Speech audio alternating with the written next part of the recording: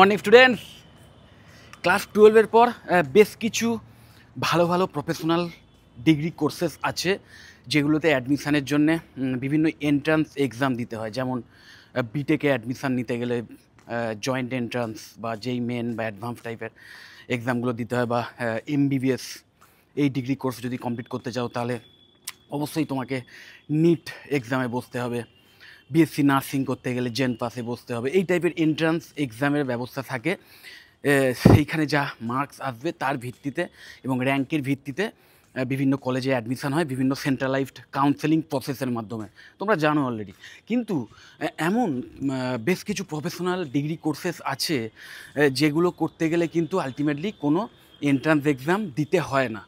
হয়তো কোনো কোনো জায়গায় জাস্ট যে কলেজে অ্যাডমিশান নিচ্ছ তাদের নিজস্ব কোনো এন্ট্রান্স এক্সাম থাকবে, অথবা যে ইউনিভার্সিটিতে অ্যাডমিশান নিতে চলেছো তাদের নিজস্ব একটা কমন এন্ট্রান্স টেস্ট তার ব্যবস্থা থাকতে পারে। কিন্তু কোনো রকম যে একটা সেন্ট্রালাইজড এক্সাম মানে এন্ট্রান্স এক্সামের যে ব্যবস্থা সেটা কিন্তু থাকে না। তো এমন বেশ কিছু প্রফেশনাল ডিগ্রি কোর্সেস আছে এবং অনেকেই ধরো ক্লাস 12-এ পড়াশুনো করার সময়, 11-12-এ পড়াশুনো করার সময় এমনিতেই পড়াশুনোর প্রচুর চাপ থাকে। এবার তার জন্যে অনেকে হয়তো বিভিন্ন রকম এন্ট্রান্স এক্সামে বসতে পারে না বা তার জন্য প্রিপারেশান নিতে পারে না, বা অনেকে হয়তো সেই খবরটা তারা রাখতো না পড়াশুনো করার সময় 11-12-এ, এবং তার ফলে হয়তো কোনো এন্ট্রান্স এক্সাম দেয়নি। এবং এখন আলটিমেটলি যখন গ্র্যাজুয়েশন কোর্সে অ্যাডমিশান নেওয়ার সময় তখন তারা ভাবছে যে যারা ভাবছে যে প্রফেশনাল ডিগ্রি কোর্সে অ্যাডমিশান নেবো, কারণ আলটিমেটলি জেনারেল লাইনে পড়াশুনো করে হয়তো সঙ্গে সঙ্গে ভালো চাকরি পাওয়া যায় না, অনেক হায়ার স্টাডি করতে হয় বা সরকারি চাকরির যে পরীক্ষাগুলো এইগুলোতে বসতে হয়, তবেই ভালো জায়গায় নিজের কেরিয়ারকে নিয়ে যাওয়া যায়, এটা বুঝে গেছে। এবং তার ফলে এখন চিন্তা করছে যে প্রফেশনাল ডিগ্রি কোর্সে অ্যাডমিশান নেবো, কিন্তু ভাবছে যে কোনো এন্ট্রান্স এক্সাম দিতে হবে না। তো আজকের তেমনই বেশ কিছু প্রফেশনাল ডিগ্রি কোর্স নিয়ে আলোচনা করব যেগুলো দেওয়ার জন্য কিন্তু কোনো রকম এইরকম সেন্ট্রালাইজড কোনো এন্ট্রান্স এক্সামের দরকার পড়ে না।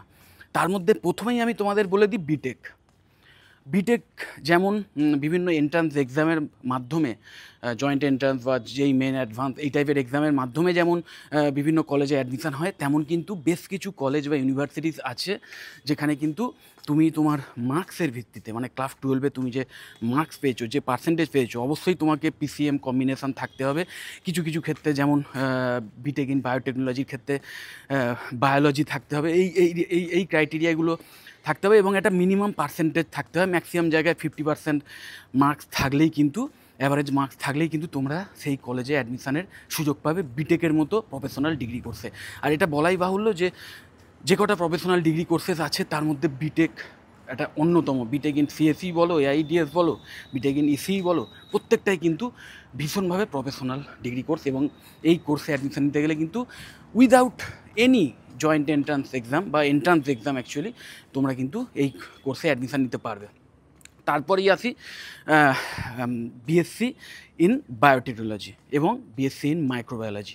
দুটোই ভীষণভাবে প্রফেশনাল ডিগ্রি কোর্স এবং অবশ্যই তোমাদের ক্লাস 12-এ পিসিবি কম্বিনেশান থাকতে হবে অথবা পিসিএমবি কম্বিনেশান থাকতে হবে, মানে সোজা কথায় বায়োলজি সাবজেক্ট থাকতেই হবে ক্লাস 12-এ পড়াশোনা করার সময়। এবং ওভারঅল পার্সেন্টেজ অ্যাভারেজে 50% থাকতে হয়। এবং এই পার্সেন্টেজের ভিত্তিতেই কিন্তু তোমরা বিভিন্ন কলেজ বা ইউনিভার্সিটিতে সেখানে অ্যাডমিশান পেতে পারো। এবং কোনো কোনো কলেজ হয়তো তাদের নিজস্ব কোনো এন্ট্রান্স টেস্টের ব্যবস্থা করে, তো সেইগুলো তোমাদের খোঁজ নিতে হবে। কিন্তু কোনো ওই সেন্ট্রালাইজড কোনো এক্সামের, এন্ট্রান্স এক্সামের কোনো দরকার কিন্তু পড়ে না অ্যাডমিশানের ক্ষেত্রে। এবং এটা বলাই বাহুল্য যে বায়োটেকনোলজি বা মাইক্রোবায়োলজি নিয়ে যে কোনো কোর্স, সে বিএসসি হোক কি বিটেক হোক, সেই কোর্স কিন্তু অবশ্যই ভীষণভাবে প্রফেশনাল। কারণ ভবিষ্যতে যে কটা কোর্স কমপ্লিট করার পর প্রচুর চাকরির সুযোগ থাকতে পারে এবং এই এআই এবং যে কোয়ান্টাম কম্পিউটিংয়ের যুগ আসতে চলেছে, যে জবের স্কারসিটি আসতে চলেছে, তখনও যে সমস্ত প্রফেশনগুলো ভীষণভাবে বুম করবে, মানে টিকে তো থাকবেই, বরং আরও বেশি ফ্লারিশ করবে, তাদের মধ্যে অন্যতম হচ্ছে এই বায়োটেকনোলজি বা মাইক্রোবায়োলজি নিয়ে যারা পড়াশুনো করবে তাদের কিন্তু চাহিদা বরাবর থাকবে। তো অবশ্যই ভীষণভাবে প্রফেশনাল ডিগ্রি কোর্স দুটোই, এবং কোনো রকম এন্ট্রান্স এক্সাম ছাড়াই কিন্তু তোমরা অ্যাডমিশান পেতে পারো। তারপরেই আসি যারা সায়েন্সের স্টুডেন্ট নয় তাদের জন্যে। সায়েন্সের স্টুডেন্ট যারা নয়, আর্টস কমার্স বা সায়েন্স থেকেও যারা আসছো তাদের প্রত্যেকের জন্য কিন্তু ভীষণভাবে প্রফেশনাল ডিগ্রি কোর্স। আমি অনেকবার এই কোর্স নিয়ে আলোচনা করেছি। বিএসসি ইন মিডিয়া সায়েন্স, এটা অসাধারণভাবে মানে মিডিয়া ইন্ডাস্ট্রিতে কাজ করার জন্যে যত রকম দক্ষতা দরকার হয় সব কিছু শেখানোর কোর্স এটা, এবং কমপ্লিট কোর্স অফ ক্রিয়েটিভিটি। ভীষণভাবে ডাইনামিক কোর্স, মানে কোর্সটা কমপ্লিট করার সময় যখন কোর্সটা করবে কেউ, তখন কিন্তু কোনো মুহূর্তে তার কোনো রকম বোর্ডম আসবে না। অনেকে আছে যারা টানা পড়তে ভালোবাসে না, বা কোনো মানে মানে পড়াশুনোটা খুব মোনোটোনাস লাগে যাদের কাছে, তাদের জন্য কিন্তু আইডিয়াল কোর্স। খুব মন দিয়ে মানে অনেক কিছু শেখার ইচ্ছে থাকবে, এমন বিষয় যে বিষয়টা ঠিক যেমন একটা সিনেমা দেখার সময় যেমন আমাদের যখন সিনেমাটা ভালো লাগে না, তখন দেখবে সিনেমার সব কিছু আমরা যখন খুব মন দিয়ে দেখি, আলটিমেটলি সিনেমাটা হয়ে যাওয়ার পরেও কেউ যদি জিজ্ঞেস করে বহুত বছর পরেও যে কী কী ঘটেছিল, তোমরা কিন্তু সেইগুলো সব বলে দিতে পারবে, কারণ তুমি এত মন দিয়ে দেখেছো, এত ভালোবেসে দেখেছো, এত সিনেমাটার ভেতরে ঢুকে গেছিলে যে প্রত্যেকটা সিন বাই সিন হয়তো ডায়লগ বাই ডায়লগ মুখস্থ হয়ে যায়। তো এটার কারণ একটাই, যে তোমাদের সেই সিনেমাটা ভালো লেগেছিল। এবং এটা কিন্তু শুধু একটা সিনেমার কথা বলছি না, প্রচুর, মানে সিনেমার জগতে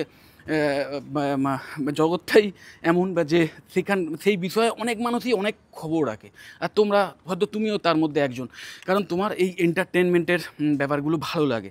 তো তাদের জন্য কিন্তু আইডিয়াল কোর্স একটা, তুমি কিভাবে সিনেমা তৈরি করতে পারো সেইটা কিন্তু এই কোর্সে শেখানো হয়।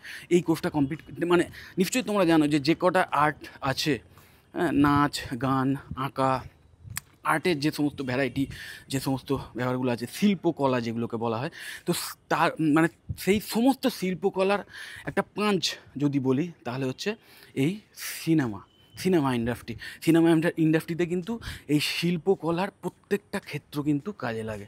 এবং একজন ডিরেক্টর যিনি সিনেমা তৈরি করেন, তাকে কিন্তু এই প্রত্যেকটা ক্ষেত্রেই যথেষ্ট নলেজ রাখতে হয়, যথেষ্ট স্কিল সেট রাখতে হয়, তবেই তিনি সেই সিনেমাটা পরিচালনা করতে পারেন এবং ঠিকভাবে একটা সিনেমা তৈরি করতে পারেন। তো সেই সিনেমা তৈরি করার যা যা অ্যাসপেক্টস রয়েছে, যা যা অ্যাসপেক্ট তোমার মনে পড়ছে, সব কিছুই কিন্তু এই কোর্সে শেখানো হয়। তো তার ফলে তুমি এই কোর্সটা কমপ্লিট করার পর শুধু যে একটা সিনেমা তৈরি করার জন্যে যোগ্য লোক হয়ে উঠতে পারবে তা নয়, তার সাথে সাথে অন্য যত রকম মাস মিডিয়া রিলেটেড বা অন্য কোনো মিডিয়া রিলেটেড যত রকম ইন্ডাস্ট্রি আছে, সেই সমস্ত জায়গায় কিন্তু চাকরি পেতে পারো। এবং শুধু তাই নয়, তার সাথে সাথে এই কোর্সের মধ্যে, বিএসসি ইন মিডিয়া সায়েন্স, এই কোর্সের মধ্যে ডিজিটাল মার্কেটিং শেখানো হয়। তার ফলে হয় কি, তুমি যে কোনো কোম্পানিতে একটা মানে ভালো ডেজিগনেশান নিয়ে চাকরি করারও কিন্তু মানে অপরচুনিটিস পেয়ে যেতে পারো এই কোর্স কমপ্লিট করার পরে। এবং অবশ্যই এইরকম একটা হাইলি প্রফেশনাল ডিগ্রি কোর্স করতে গেলে কিন্তু, মানে কোনো কলেজে অ্যাডমিশান নিতে গেলে কিন্তু কোনো রকম এন্ট্রান্স এক্সামের দরকার পড়ে না। উইদাউট কোনো এন্ট্রান্স এক্সামই কিন্তু তোমরা এই কোর্সে অ্যাডমিশান নেওয়ার সুযোগ পাচ্ছ। তারপরেই আমি যে কোর্সটার কথা বলবো, অবশ্যই সেটা BSc in hospitality and hotel administration এবং bachelor in travel and tourism management. দুটো আলাদা আলাদা কোর্স, দুটোই full time bachelor degree course. এই প্রত্যেকটাই, যে কটা বললাম, প্রত্যেকটাই full time bachelor degree course. এবং এই BSc in hospitality and hotel administration আর bachelor of travel and tourism management দুটোই কিন্তু কাইন্ড অফ একই টাইপের কোর্স। দুটোই hospitality related course. Hospitality industry নিশ্চয়ই জানো, হসপিটালিটি ইন্ডাস্ট্রি আলাদা, কিন্তু হসপিটাল ইন্ডাস্ট্রিতেও কিন্তু হসপিটালিটির দরকার পড়ে। এবং যে কোনো কোম্পানিতে, যে কোনো এমএনসিতে হসপিটালিটির দরকার পড়ে। হসপিটালিটি মানে নিশ্চয়ই জানো আতিথেয়তা, যে একজন কোনো ব্যক্তি তোমার বাড়িতে এলে তাদের যেমন তুমি একটা ফিল গুড মানে ইমেজ একটা তৈরি করার চেষ্টা করো, যাতে সে কমফর্ট ফিল করে এবং তার যা যা নিডস আছে সেগুলো যাতে ঠিকঠাক পূরণ করা যায়, সেটা যেমন তুমি চেষ্টা করো, ঠিক সেইভাবে এই হসপিটালিটি অ্যান্ড হোটেল অ্যাডমিনিস্ট্রেশন কোর্সের মধ্যে তোমাকে বিভিন্ন কাস্টমারকে, তোমার যে কাস্টমার আছে বা অন্য যে পার্সন তোমার কাছে এসে কোনো হেল্প চাইছে, তাকে কিভাবে তুমি সুন্দরভাবে পরিষেবা দিতে পারবে তার খুঁটিনাটি শেখানো হয়।